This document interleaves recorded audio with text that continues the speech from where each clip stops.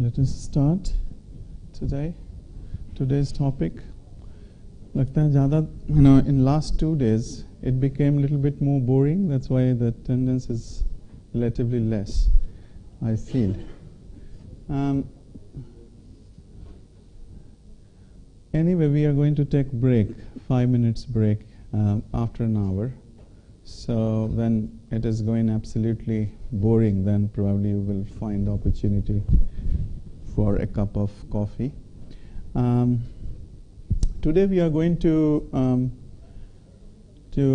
discuss the concepts around business process outsourcing, where we will discuss the market developments, the risks associated with it, knowledge transfer, service recipients and service providers' responsibilities, and I will also, give you a little bit more details about where we stand as Indian business process outsourcing companies, means the status of companies which are involved in business process outsourcing in India.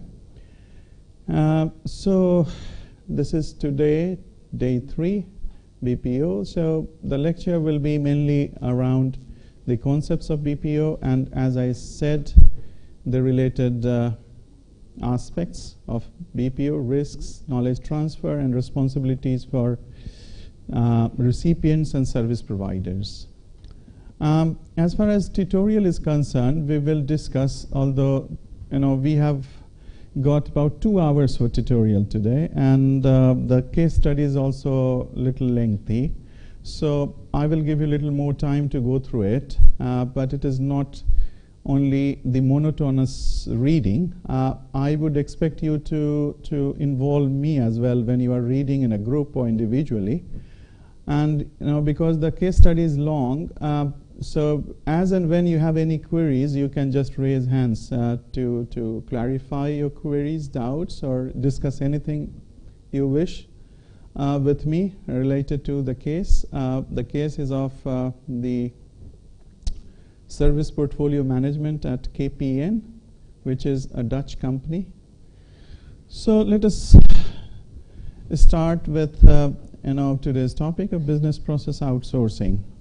And in our very first lecture, we already had a brief idea about what business process outsourcing is.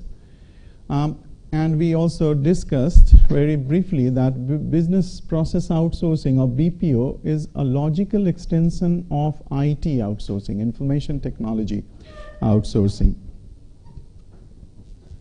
Davenport defines a business process. So before, to understand more about what business process outsourcing is, we need to understand what the business process is, and perhaps we have already discussed it in a very first lecture.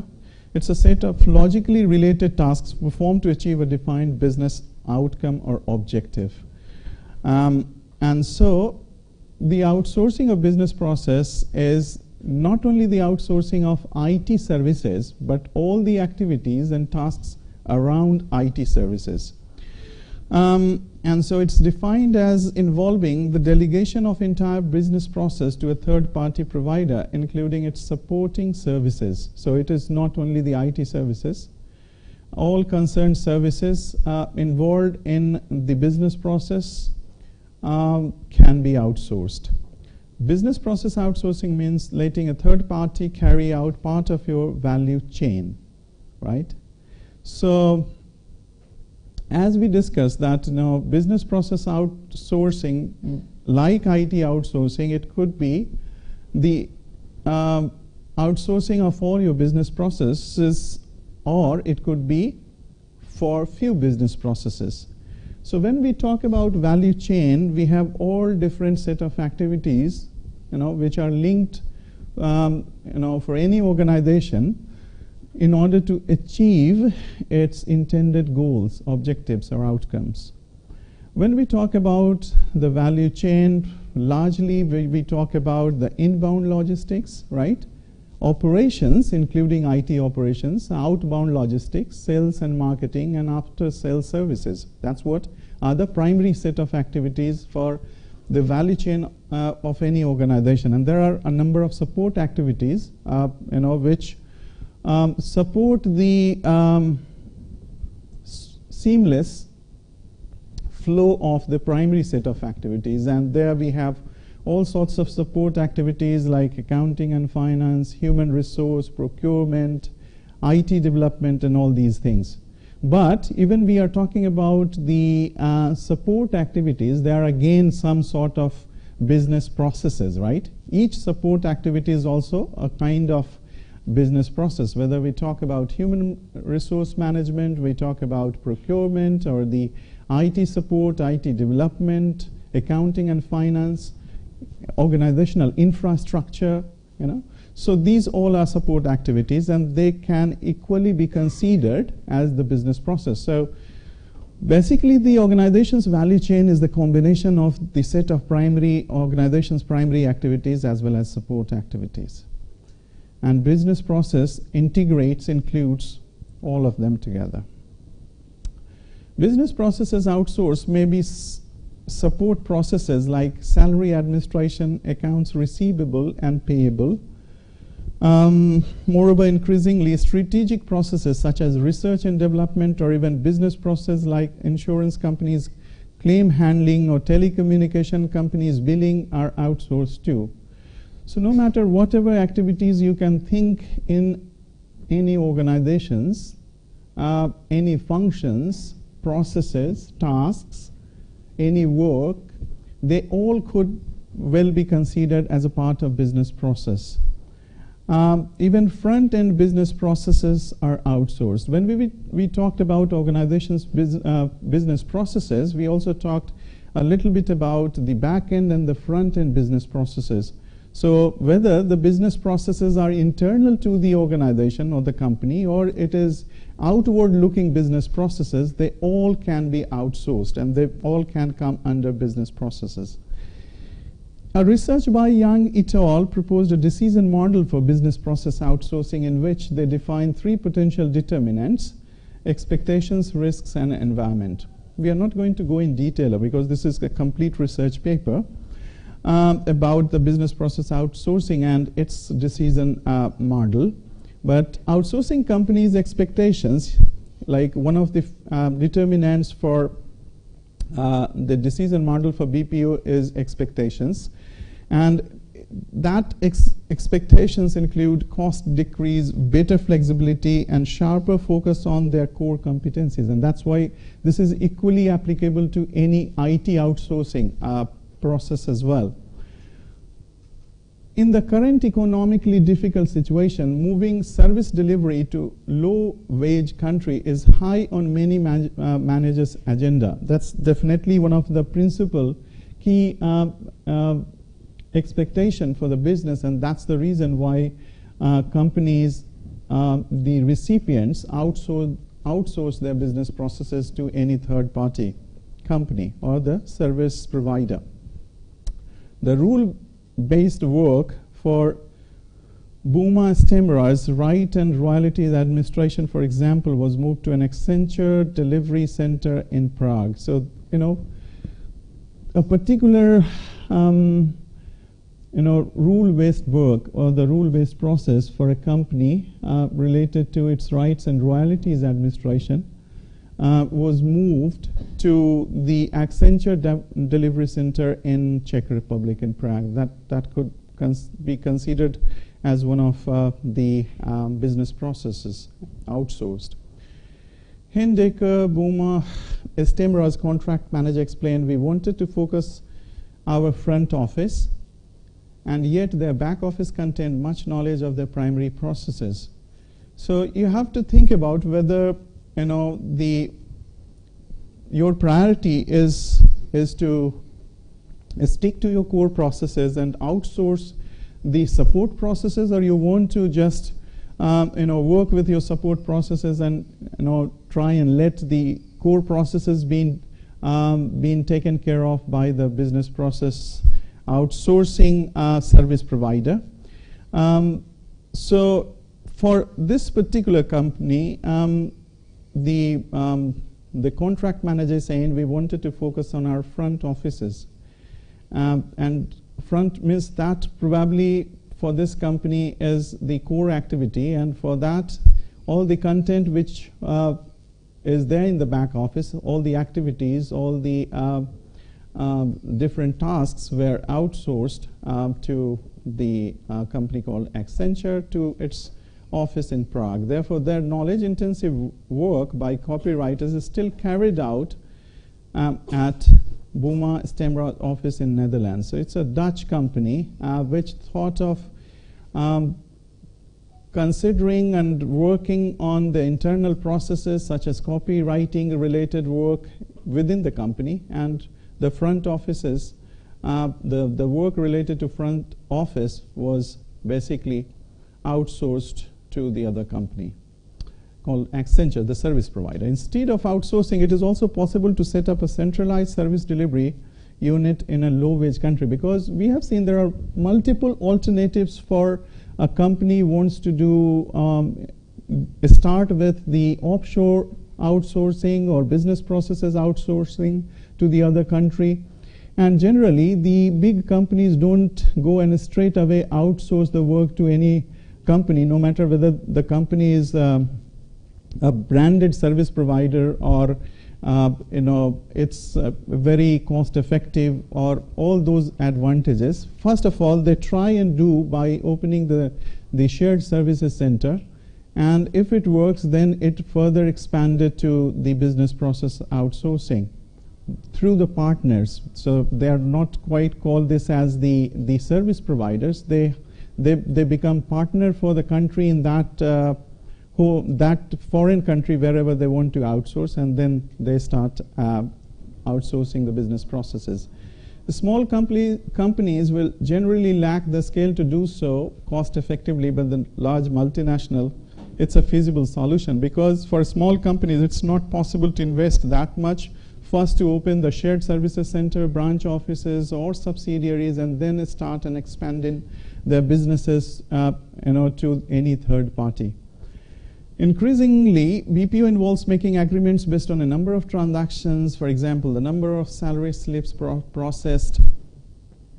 So initially, it starts with the small tasks which are outsourced, and based on the delivery of the expected tasks outsourced, and then the company starts building relationships, they start building trust to each other, and then that leads to further outsourcing of the different size, different volume of processes. From the point of view of outsourcing company, the cost of these activities are thus made entirely variable. So, for all the different tasks which are performed, the costs are definitely going to be different. They are variable, not fixed, depending on the resources required to employ to get the work done, the space needed to occupy, and all different factors, and that actually determine how you are going to go about, and that's how the different business processes, because of their variable requirements, can lead to variable costs. BPO involves a number of risks. So these are, in terms of business market development, these things you need to do before you go ahead and try to outsource your business processes. But again, this is the company's strategic decision, how they want to go about it, what different steps they take in order to think further about outsourcing their business processes.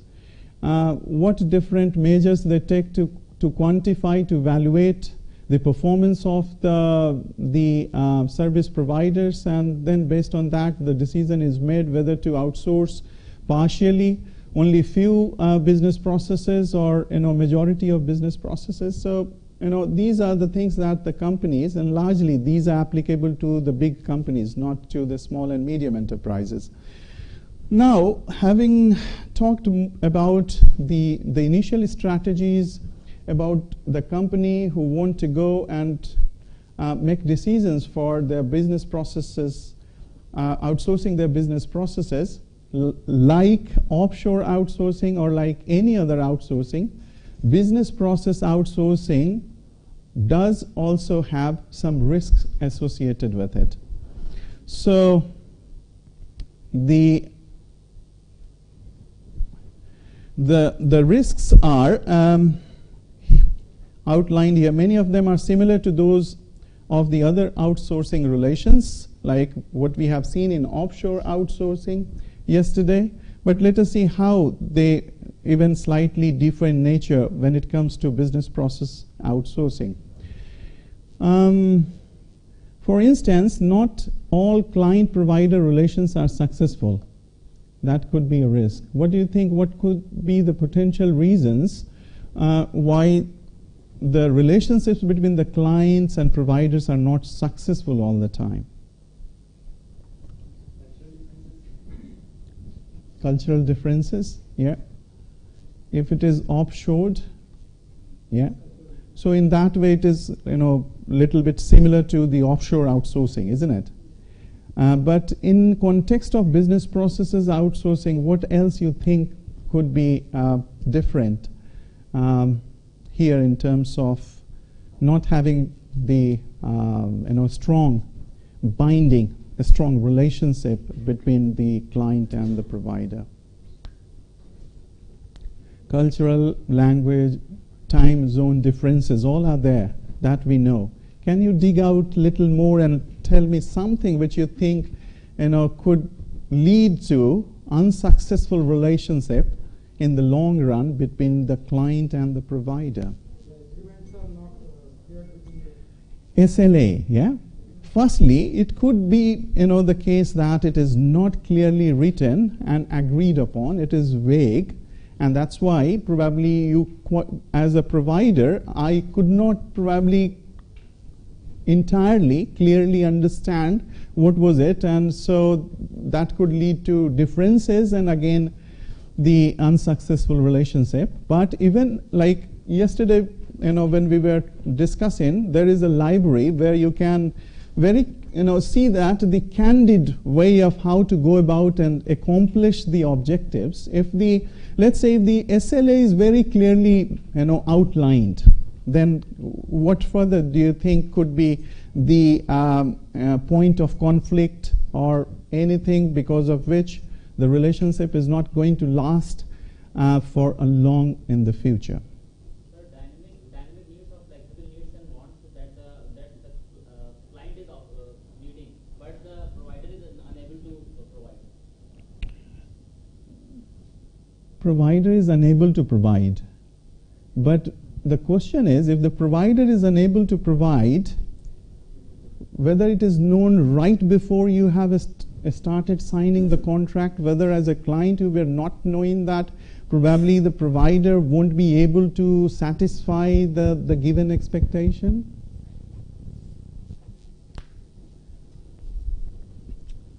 That could also be the case, but knowingly, no company would like to go with a provider if you know beforehand that probably this need is not going to be resolved, the problem is not going to resolve by the provider. Would you like to go with such provider? Probably not initially if you know, but if you don't know, if you have all trust, all faith that probably provider definitely would be able to do that, but when the provider started undergoing the process of resolving the issue, later on they decided, so they got to know that probably they won't be able to, firstly, they won't be able to resolve the issue, the given issue, or it can be done, but later on they realized that the length and breadth of the work is so complex that probably they won't be able to meet the given target.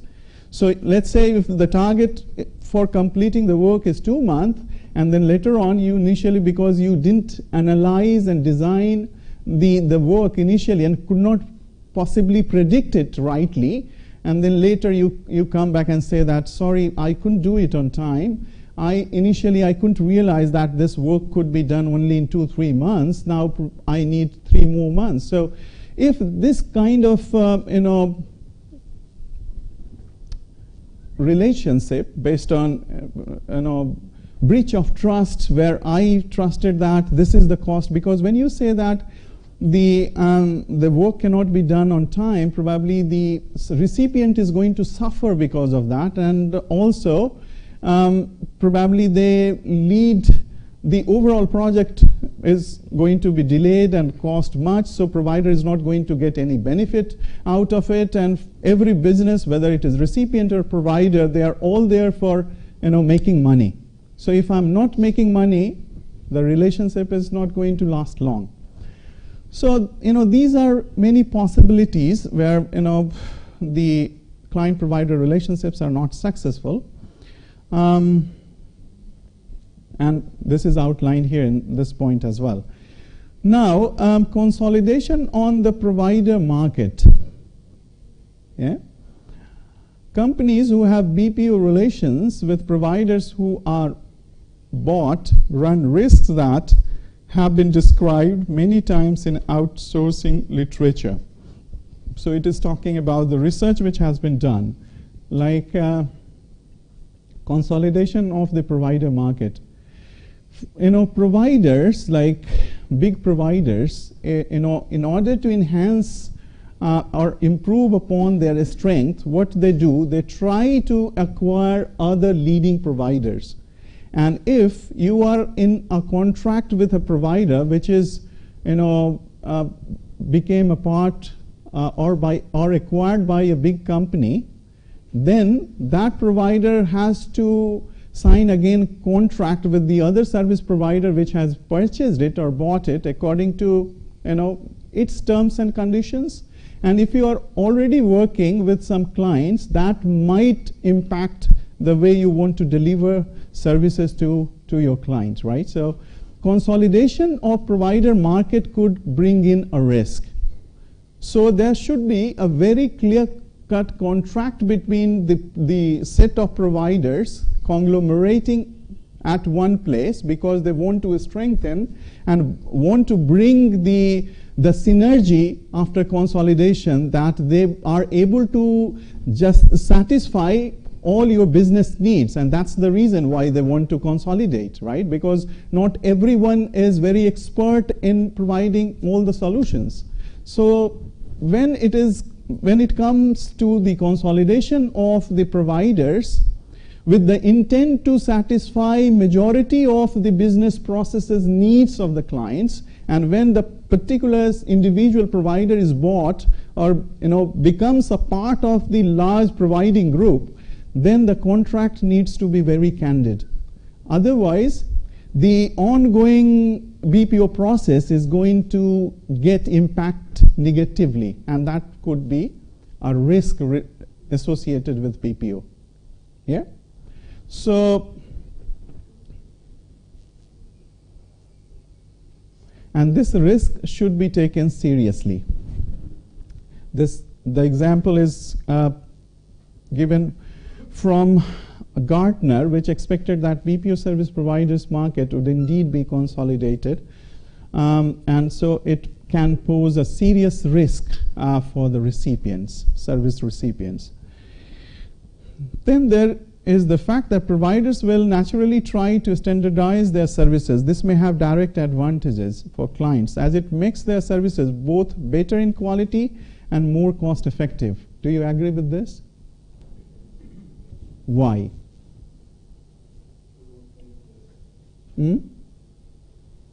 Let's say because of market conglomeration of individual providers, you are going to become big.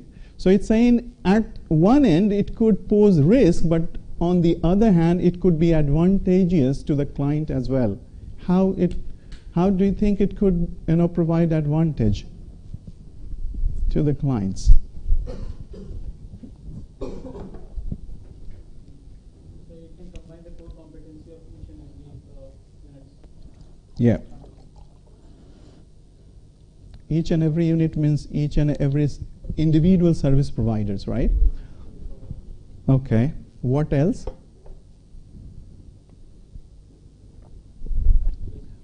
Economies of scale. Do you think any positivity in terms of economies of scale?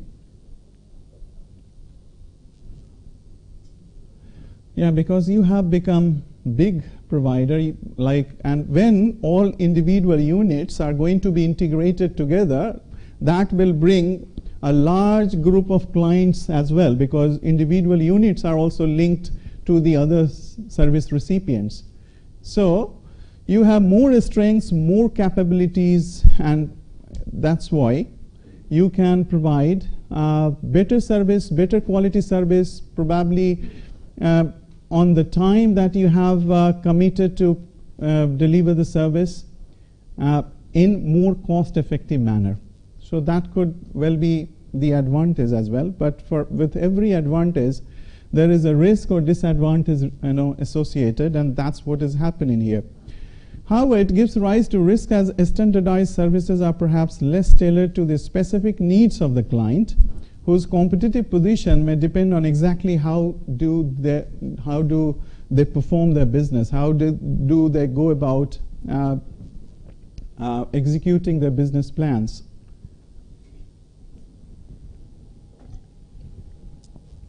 What is your take about it? How, you see, the first we have seen risk of conglomeration of the providers. From there, we got to know there could be some advantages linked to it. But again, that can pose further risks for the service recipients. And that risk is about not getting quite the customized solution for your business processes, but that could lead to standard process, because now the entire unit of the service provider has become so big that rather than providing the service, customized service to each individual clients, they will think that the nature of problem, let's say, I'm working on human resource process, right? Or accounting and finance related process, bookkeeping, support activities, whatever it is. If I have 5-6 companies which need similar kind of business solution from me, rather than doing and investing my resources, creating 5 different branches of customized solution, let us try and do one inbuilt package, and let us deliver it to all different organizations. They can do that. They can do it even in much cost-effective manner, but this is not what exactly the client needs, right? Because they won't be able to satisfy their customized business needs with the inbuilt piece of support or the business process related solutions that they are getting from the service provider. So that could pose again the risk. So risks, some advantages and some risks. BPO specific risks. Now, saving cost is of course one of the most important objectives of BPO, but in practice it is not always accomplished. Several types of cost must be distinguished by outsourcing companies to include in their contract management.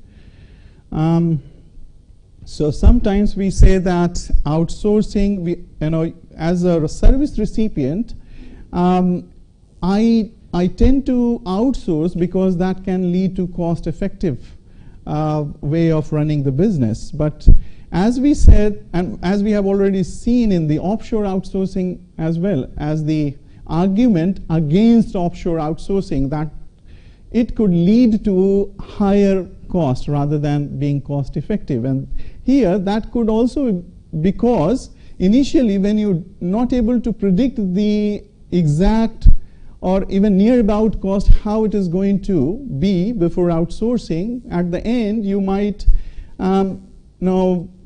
result in more risk, and your solution outsourcing, your entire outsourcing activity being more cost oriented than cost effective. Why? Because you have to analyze each and every activity which is being taken place in the outsourcing process, and whether you have rightly predicted the costs associated with each one of such activities. For example, you think initially that it is outsourcing. Once it is service level agreement is signed, and it responsibility is now only toward the service provider, and probably you don't need to do anything. But you never think that after you have signed in all the agreements, you also need to provide the knowledge transfer, at times also the resources. Your resources means your talented pool, yeah, or human capital that you probably bank on, not only for the processes that you have outsourced, but you can also easily train them to get your other processes done quite easily. Once they have gone out of your hand as a part of knowledge transfer, probably you again need to invest even double, triple of what you have done in order to train them for the specific or the set of business processes. So that is a hidden cost. You need to drill deeper into it to understand how much cost overall you are actually investing, occurring in order to completely outsource your process and get the expected solution back from the service provider. Cost involved in service delivery itself. So all these costs you have to analyze right at the beginning. Cost savings are only realized after the transfer has been made. So unless the one complete cycle of the business outcome that you intend to get from your service provider you don't get, then you're probably not in a position to pretty much clearly predict whether the contract that you have signed, business process outsourcing contract, is profitable for you or not.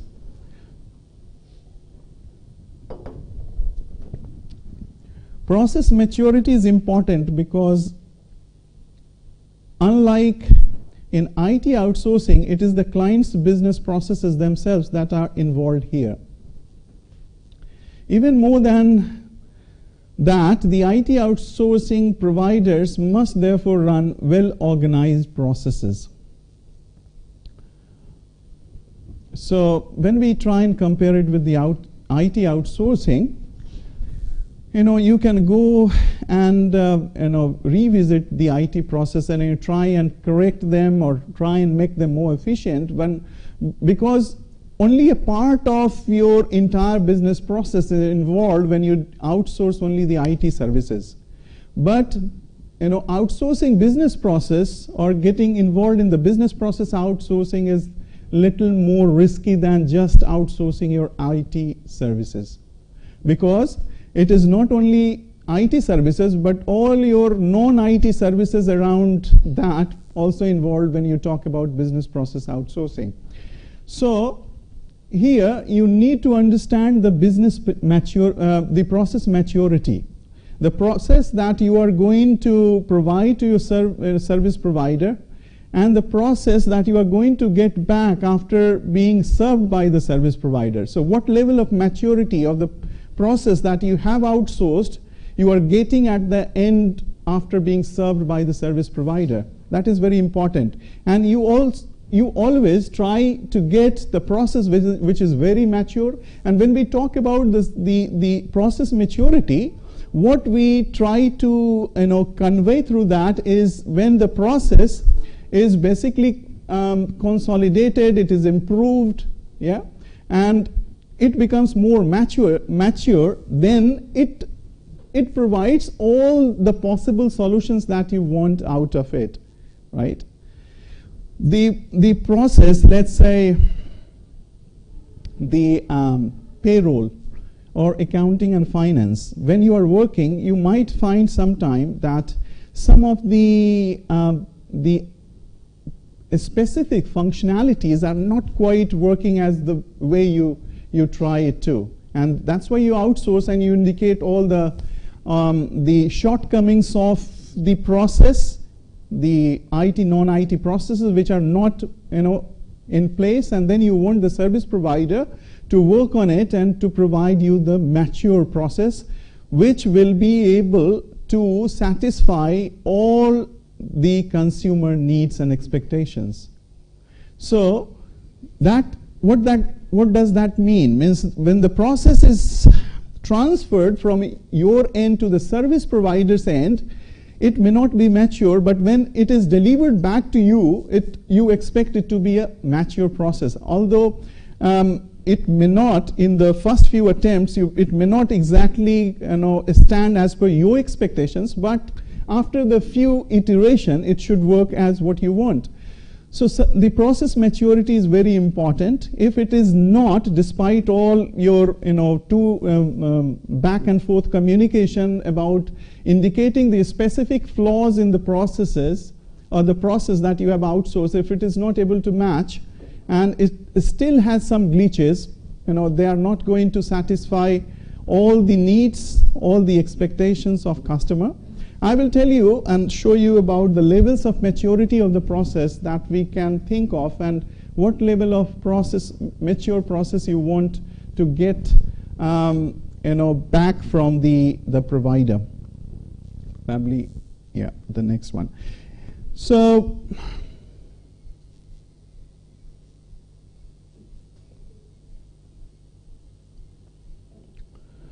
even more than the IT outsourcing, providers must therefore run well-organized processes. It must be clearly defined who is responsible for carrying out which processes. Okay. So when we talk about process, whether we take marketing and sales, or accounting and finance, or anything like inbound logistics, outbound logistics, internal operations, whatever it is. So they all have the processes. When we talk about these activities, they all are individual processes, and they can have the different level of maturity, and that also depends on the process, the nature of organization from where the processes are coming. So for example, if the process is at level 0, that indicates that it is a person-dependent practice. Means, if the person who is responsible for taking care of that process is there, he would be responsible to make all improvements in that process. But once the person has gone, there is no one who is going to tell anything about that process, right? How the marketing has to be done, how the sales move needs to be made by the company. If you depend only on few persons, if you bank on few trustful employees, and if they are no more the part of your organization, you are going to be nowhere, because it is not well documented. It's not rather documented at all. So you don't know how these processes are going to be run further. So they are at the bottom level of maturity, and they are called person-dependent practices. Now, the second level of maturity is a little bit higher than, where it is not even documented. It is called documented processes. At this maturity level, there is a document that has been reviewed and approved by the supervisor approving authority at the standard process. So at least if it is not person-dependent. So if the person, for any reason, quit the organization, the documentation is there so that a new person can take over and can start working on that documentation and start improving that process, because at least what has happened with the given process is documented somewhere. Partial deployment, level 2, is a little bit more mature process than the one which we have seen in level 1, which is called only the documented process. Here the activity that is documented is being deployed, but there is inconsistency in deployment. The process may not be deployed in totality. So whenever we talk in today's scenario, we talk about processes, it's not only about person knowing about the process or only about the process is documented. It has to be automated as well. So when the entire process of marketing or sales or customer order processing system, anything that you take, if it is only documented, logically documented, but not have been deployed, it is again not going to serve your purpose. So the people who are efficient in deploying that or implementing that process try and make it automated, but they have not quite been able to document all the expected steps of the process that could be still a process, but it is partially deployed process. Level 3 is more mature level of the process where it has been fully deployed. At this level, there is no inconsistency between the documented process and the deployed process. So they are automated process, and all the documentation, logical picture of the process written in the documents have been deployed. But we can expect, and we have to expect even more maturity for a process. It is not complete only by saying that it is automated or it is fully deployed. So what is the further level of maturity? Level 4 is measured and automated. The process has itself goals such as adherence to timelines, customer satisfaction, costs, right? So it is not only because the process is automated, it is also the effectiveness of the process has to be measured, and you have to make sure that it stands as per the company's expectation or the top management expectation. So measured and automated means you are going to enhance the automated process and try and measure and see the performance of each and every activities from that process and whether it meets the organizational objectives or not. So that is the first one. And once you have the automated process, you measure the performance of those processes. Means those activities within the process. It is not enough. You need to continuously evaluate the improvement of the process and whether it can be able to satisfy the dynamic needs of the organization. It is not only the static, because tomorrow your needs can change. Whether the system, the process which is automated, is able to change or adapt to the dynamics of your organization, changing environment, changing requirement, needs of customers, of the organization itself. So whether it is able to meet all those expectations or not. So if you have reached to that level, means your process is pretty much mature and it is capable to satisfy all the needs, all the requirements of not only the organization but also the external customers. So this model tells you in the 5 different steps about the maturity of the process, and it's called BPMM, Business Process Maturity Model. And here you can see how the processes get matured right from the ad hoc activities to the processes innovation. So you can consider a process to be a mature process only when you incorporate innovation, and that innovation should be continuous in nature. As and when it is needed, you need to enhance, you need to innovate on it, and then come out with the final process which is capable of handling any queries, any questions raised by customers or the clients.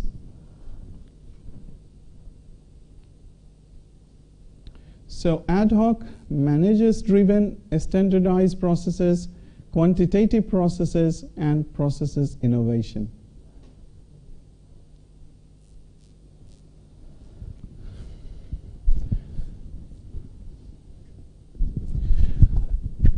Since outsourcing affects employment, labor unions must be reckoned with, right? So it is not like when you work as an organization, you don't work in silos. You work in tandem with the other entities, other organizations, labor unions, government, right? With the other partners. And then because you have decided to go for business processes outsourcing, it is not the case and not always the win-win situation for the employees of the organization. They might be made redundant because of that process. So how those employees who are not going to get any opportunity further in the organization, who will take care of their future? So labor unions must be considered, must be taken into consideration when you are trying and do such business process outsourcing. If it is not, then it might pose a risk not only for you but for the affected employees, and also the way the labor unions can react on your move. This is even more for the case of BPO than only IT outsourcing, since the union involvement is relatively limited in IT outsourcing, but it is more in case of business process outsourcing. So this could pose a risk. Particularly, the risk is lower in IT outsourcing, and this is not an uncommon phenomenon in IT outsourcing. And you might have, being in India, you would have heard that the companies are laying off their employees, yeah, and nobody cares about it. And why employees also don't go and involve themselves into the legal further processes? Because if we have the ability, if we have got experience, the next day you can step into the other company and they will hire you even in the higher package. So that is not a big issue for the IT outsourcing businesses, but for BPO it is not always the case that people who are involved in taking care of your processes are technical experts, right? They have got expertise and skills over the years of work into that process, and that process is so specific or so confined in nature that probably it's very difficult for such people to find job elsewhere. So the company, this is company's responsibility to take the labor union into confidence and then take any such further move they want because of the outsourcing, in terms of laying off the employee or trying and change the nature of work they were doing before. Finally, security risk, which is always an issue in outsourcing situation, is even more so in BPO. So all, whatever we have seen in offshore outsourcing, more or less, we are seeing all those risks involved in the BPO, business process outsourcing as well. But every time when we come across with the risk, we are saying that it is more valuable, more relevant for business process because of the volume of work which is involved with business process outsourcing. IT services outsourcing is just a subset, right, of the business process outsourcing, but it is, much more higher when we talk about business process in terms of the volume of work, the volume of activities which are involved with such processes and outsourcing it. Again, precisely because it is client's most important process that are involved. And also because when you outsource business processes, it is more important because it is, your prestige is on a stake, because your customers are not going to care about whether they are going to get the service from you or from any third party from where you are getting the work outsourced. They want the seamless service and they don't care about it. So it is very important for you to outsource your work, business process related work, only with the trustworthy supplier who can stand on your expectations and can deliver the service which not only meet the service level agreement but exceed, in majority of the cases, exceed the service level agreements, and that's what you want when you outsource. The provider will have to take strict measures to guarantee confidentiality. Another way to minimize this risk is to agree on the right to have the confidentiality situation audited, which provides a way of checking on service delivery. So the other way is to get the confidentiality situation audited.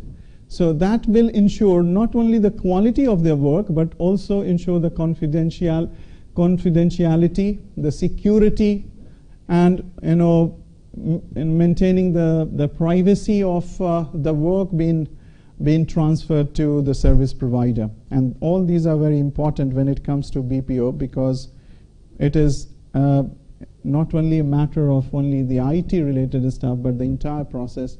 If it doesn't work, if it breaks down because of any situation, any adverse situation, you have to stop your business, because you can't do.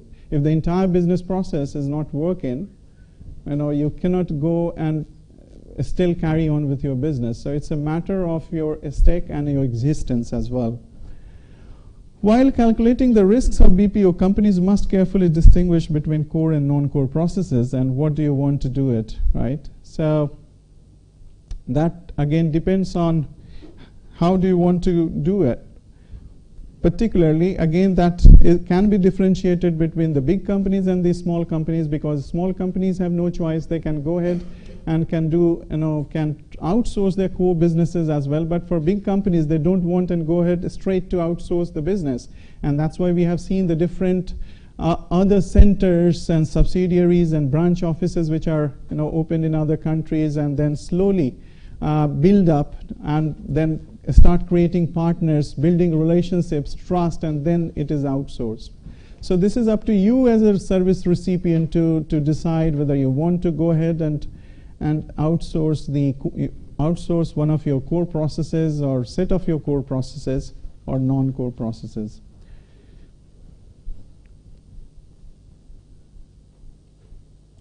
Again, knowledge transfer could be a risk because you cannot, initially may not be able to predict, what level, what volume of work is needed and what would be the requirement in terms of transferring your resources from your end to the service provider's end, or probably you need to bring in service providers to your company to provide them some support and training. So all these it's very difficult to predict and try and evaluate at the very beginning. But if you are not able to do it right in the very beginning, that might again pose risks to you. So this is very much important to understand all these, the knowledge transfer related.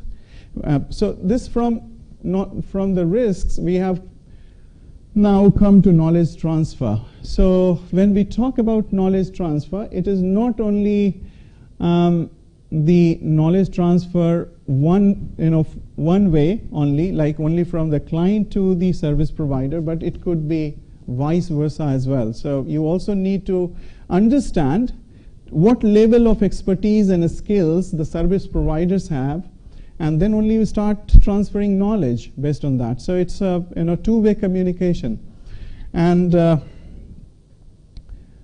it usually and generally takes 2 to 3 months, and this is not uncommon and unusual. And this period is often followed by one of job shadowing process. So job shadowing is a process in which you are not doing the work on your own, whether you are a recipient or the service provider.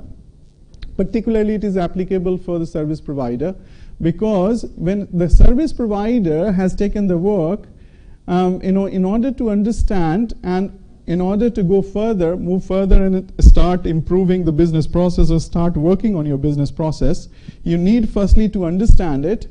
And after you have understood it, probably you won't be able to go and do things right independently. So you have to do things right.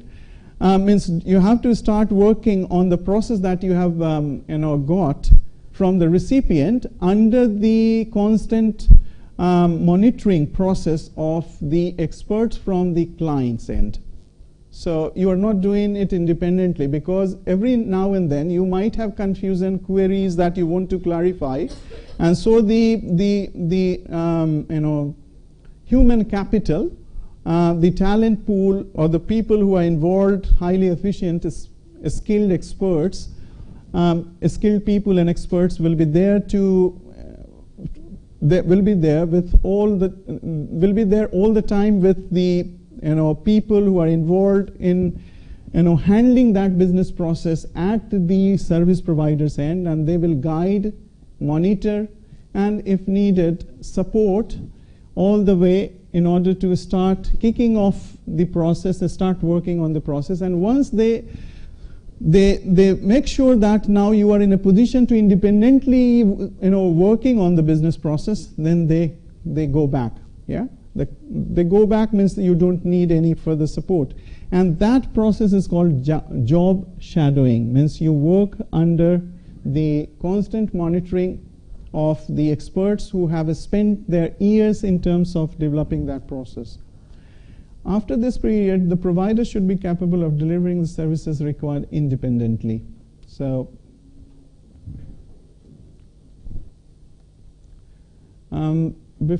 we can, how do you prefer? I don't know. Can we take 5 minutes break? So, are we going to serve them coffee here? Yeah. यहीं पे ला देते हैं. And during this time, if you have any queries or if you want to clarify things or we want to discuss, let us keep it for that, and then we will move further to finish the remaining part of our lecture.